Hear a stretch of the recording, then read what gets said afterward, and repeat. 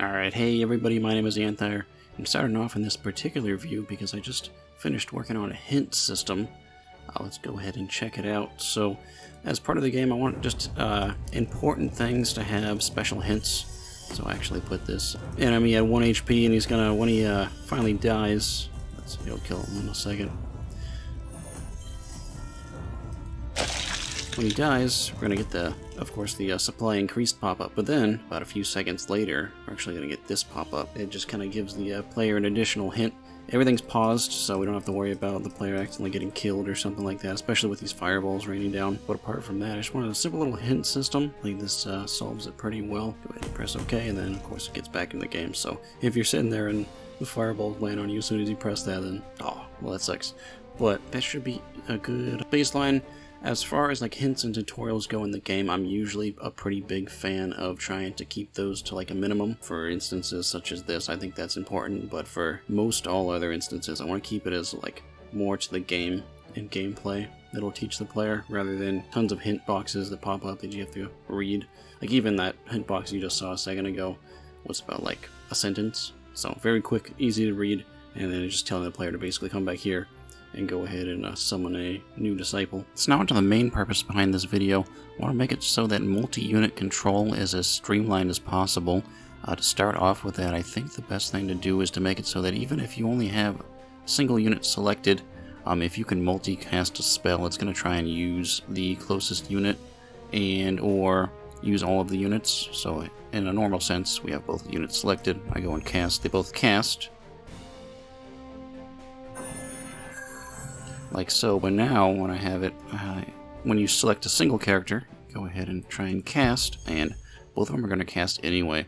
So I want the selection mechanism to essentially be independent of casting, so that you can essentially have a unit kind of anchored over here, and then as you're probably fighting like a boss, for example, right here, you can still try and do some casting, but use this single unit to kind of do some dodging and sort of like take all of the aggro off of the boss. I think this design is going to be okay. I was going to think of adding a mechanism so that we can disable this in the settings options, but I think I'll just leave it like this for now. I really want just like unit control to be a single entity, so you can kind of like move around and then like move this unit around and then like reselect this unit and kind of like start to, so you can really just kind of keep casting. So like, oh, this unit actually took aggro, now I'm going to go ahead and go back to moving them, and I'm going to cast, I'm going to have everybody else attack. But then it's like, oh, then this unit takes aggro or something like that. Or you have like a multitude of enemies that you're kind of trying to fight here, so you're kind of like, you don't really want to worry about who's selected so you can cast or not. You really just want to be able to focus on the movement, which I think this does pretty well so far, at least for 2 units. I know when we start to get up to more units, I'll need to probably, if it's not working out as perfectly as I'd like, I'll think about some more tailoring, but for right now I think this is okay for just the 2 units. I know in the demo we're going to have about 3 units, so I'll see how that plays when I eventually get the 3rd unit, but for now I'll just play around with this, see how I like it. This is the most important, essentially the most important dynamic for the game, which is the RTS style gameplay where you can control multiple units at the same time. So in line with the last change, I also made some modifications to the Lesser Fireball and Lesser Heal spells. So I can go ahead and cast the Lesser Fireball. This one's going to have the all cast enabled on it, just like the Mystic Bolt does.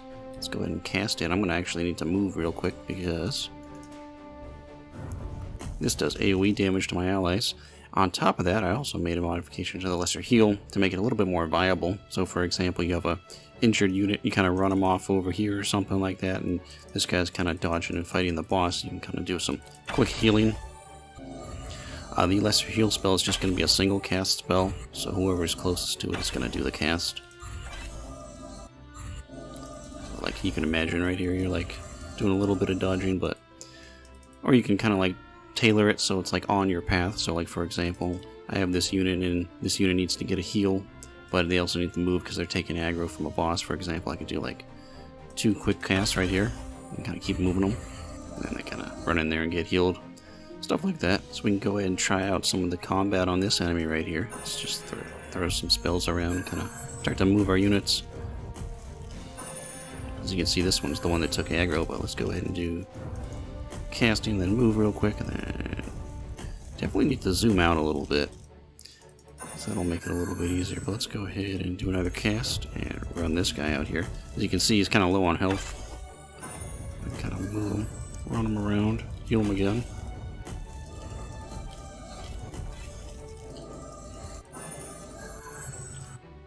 Let's go ahead and kill this guy. So I think this the base level kind of plays pretty good. I'm gonna go ahead, and the next major element is of course setting up the next area. As you remember, let's go ahead and switch tabs real quick. As you remembered, we finished up the Metasta lair, and this Metasta lair isn't connected in any way to this main area over here. So the next place the player's gonna go is, well, they've already defeated this boss, possibly. It's really open-ended to them, but it's a good idea to defeat this boss first so you get lesser fireball. But then from there, there's two major paths to go. So the main path is actually going to be coming up through here, and this is where you're going to fight the main boss of the demo, the Apprentice Dragon. But then there's going to be a hidden path back here, and there's going to be another boss back here, and I'm going to try and give lesser heal back here. I'm going to set up sort of like just a big precursor to the Apprentice Dragon, so you're going to have some enemies and bosses to fight right here, all as one, and they're going to give you your third unit. So you have your third unit, you'll have lesser heal, you'll have lesser fireball, and you'll have everything you'll need to take on the Apprentice Dragon. Alright, so while I was testing the Metasta lair earlier, I noticed that the right side kind of tends to aggro a lot. So previously there was more of like an enemy around here, and then coming back over here, there's an enemy around here.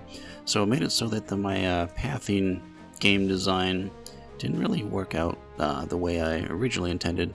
So with a little bit of tailoring, hopefully this should be good. But essentially what I was doing is I moved my disciple up here, and I was going to just do the entire left path and totally skip the right path.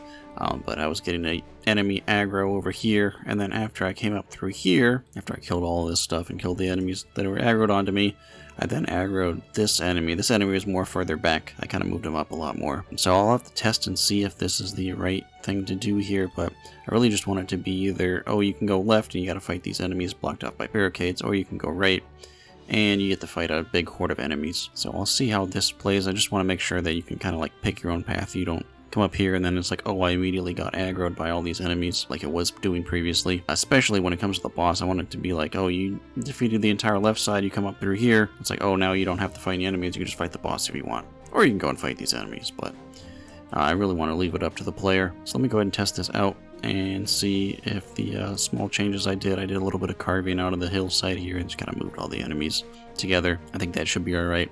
And should still allow for the third possible strategy, which is I want it to be so that you can come up through here and just sort of aggro some enemies, but then really run all the way past here and then just go straight to the boss and start fighting the boss. Which is kind of like the third riskiest strategy, because you're going to get enemies definitely coming in on you when you're trying to fight the boss.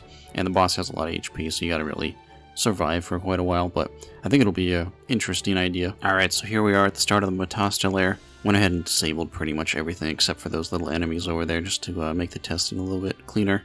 So let's go ahead and let's assume the player maybe goes around the left side. See if we get any aggro. Oh, there's the first aggro. So I don't necessarily like that. If I were to come up through here, then it's like, oh, okay, here we go. Now we can do this. But if I were to come over through here, what do we get?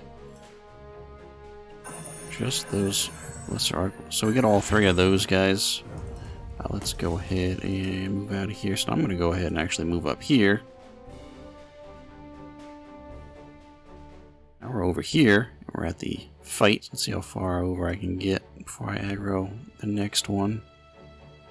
And there's that. So he's getting aggroed now too. So I'll see. I might need to do just a tiny bit more squishing. Alright, so here's the current series of designs I set up.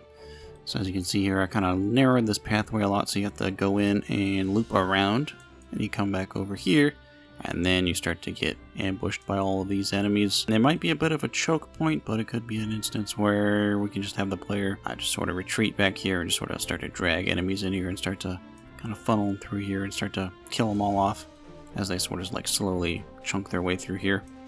And then up here I added more of a hook right here, so you have to kind of look around this corner just to be able to see them. Alright, so here we are. Let's go ahead and take a look at this. So if you can swoop around the left side, all the vision's kind of blocked. You kind of start to make your way over here, up through here, Okay, let's come up here. Oh, and there's the first one. So that's the first enemy aggroed. So I think that's alright, because I was all the way up here. Let's move on up here. Let's go check this side. So here we are in this area. So as we can see, we're right here. And that's where that enemy was right there. So let's see how far over I have to get. Yeah, right there. Make our way back over here. I'm going to go ahead and... this might not be the most complete test, but I'm going to run through all of these enemies, or at least attempt to. Let's see if we'll just get stuck or not. The oracles kind of tend to move on their own, but the other ones won't. Yeah, this is where I get stuck. Let's see. Let's move on through here. And... yeah, there we go. Made it all the way through here.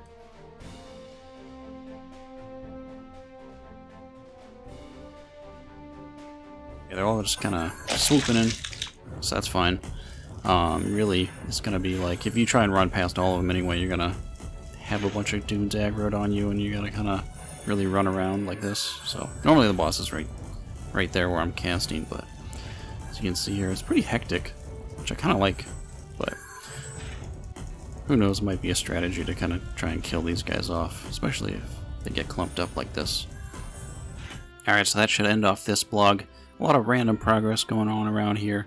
I'm just kind of going through and just sort of thoroughly checking out everything I've done, and then as we go forward, we're going to be tightening everything down and tightening the controls down.